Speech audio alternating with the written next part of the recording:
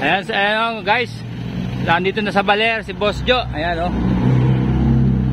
Nasalubong lang namin siya nung sa Atok. Nung nakaraang Martes yata. O Lunes yata. Boss, i-shoutout mo rin yung page mo sa page mo. Ayan, shoutout po Sir Sam TV.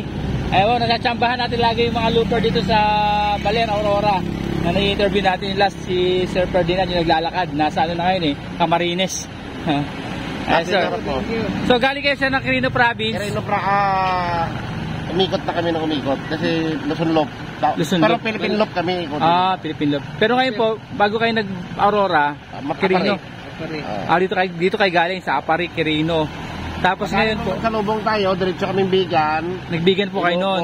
Apari. Cagayan po? Cagayan kayo. Tapos sa Bella. Tapos labas kayo dito. Tapos ngayon, saan papunta nyo ngayon?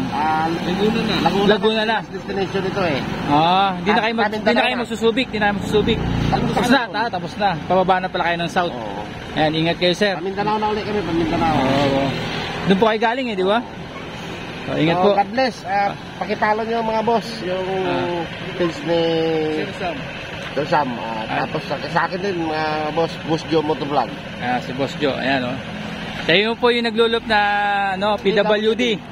Yung ako din kasi PWD pero iniikot din namin bata pa. Gamit ating motor. Yung motor niya, ayan guys, nasa sidecar siya. Yan po yung ating purpose kaya bakit tayo umiikot sa buong Pilipinas para makita tayo ng kapwa natin PWD. Kanina, nung nagdaanan mo kung may PWD doon. Opo. Kaya binigyan natin ng inspiration. Inspiration, yan. Na kahit may kapas, alam nyo sir, nung minsan na nagka-boss Ironman dito, may na-video ako mag-ama. Yung isa, yung tatay niya, PWD. Pero magkaangkas sila naglulup. Laban lang mga boss. Laban lang, yan nakalagay po, laban lang, sakto.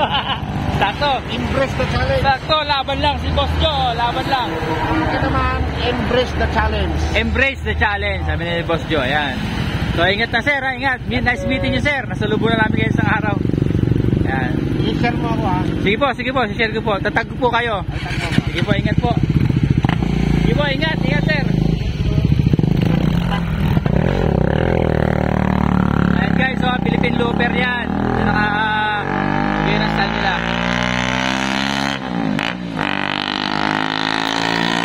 Maraming salamat Boss Jo, isa kang inspirasyon sa amin, sa mga may kapansanan, mga PWD at sa aming mga magulang na may mga anak din na may kapansanan.